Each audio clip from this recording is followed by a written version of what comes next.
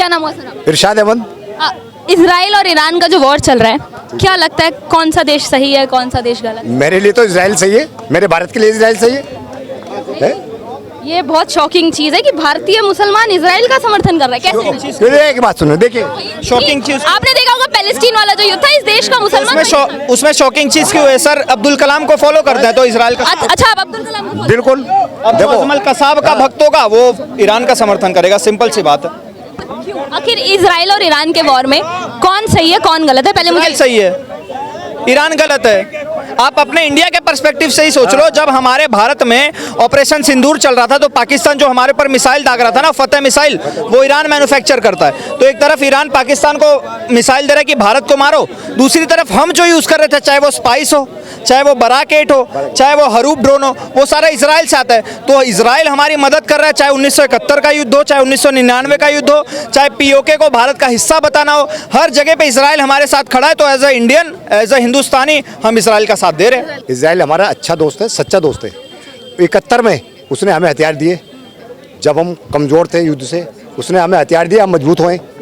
99 में उसने हथियार दिया हमें, 2025 में भी हथियार दिए, तो हम उसका साथ कैसे छोड़ देंगे? और इस देश का अधिकतर मुसलमान पैलेस्टीन का समर्थन करता है, हमास का समर्थन करता है, और आप इजराइल का समर्थन? देखिए, इजराइल का तो मैं इसलिए करूँगा, वो मेरा सच्चा दोस्त है, वो खुल के साथ आया है। कोई कंट्री साथ नहीं आई खुल के, किसी ने नहीं कहा क्या हमें अंदरूनी सपोर्ट करी हो किसी ने, पर इजराइल ने खुल के समर्थन किया। जी हाँ। अच्छा, ईरान को क्या कहना चाहेंगे, क्योंकि ईरान अभी बहुत खुशी मना रहा है इस सर? बात की इजराइल को तोड़ दिया उन्होंने? कहाँ से तोड़ दिया? अभी तो आपने देखा सर पूरा। देखिए एक बात सुनो, ये खुशी नहीं है। अब इजराइल वार करेगा ना तो घर में घुस के मारेगा, जैसे हमने पाकिस्तान के आतंकियों को अड्डे खत्म करे वैसे ही करेगा खत्म। कमर तोड़ दी है इजराइल की। अजय नहीं, अजय नहीं, अभी कहा, अभी तो उन्होंने शुरू भी नहीं किया। जी अभी तो ट्रेलर है, अभी देखना। अभी ट्रेलर है। जी हाँ। अच्छा, आप क्या कहेंगे, ये जो न्यूक्लियर पावर की लड़ाई है, ये इस हद तक जा रही है कि सिविलियंस को मारा जा रहा है? देखिए, ये एक राजनीति गंदी है, पब्लिक को नहीं मानना चाहिए। यही तो एक इनका शासन प्रशासन उल्टा है कि पब्लिक में आवाम में बम मार दिया। ये आज तक तो हमने नहीं मारा, हमने पाकिस्तान को, आवाम को नहीं छुआ, हमने आतंकी अड्डे खत्म करे नो, समझे जी। ऐसे ही इजराइल ने भी पब्लिक को नहीं मारा अभी तक। सर, आप क्या कहेंगे, ईरान जो अब तक न्यूक्लियर पावर की लड़ाई लड़ रहा था, ये जो इस्लामिक कट्टरता ईरान के खून में भरी हुई है, ये किस हद तक जाने वाली है? वो कुछ किसी हद तक नहीं जाने वाली। अगले दिन इजराइल उठेगा, बोलेगा ओम भट्ट स्वाहा, एक बॉम्ब फेंका ईरान साफ।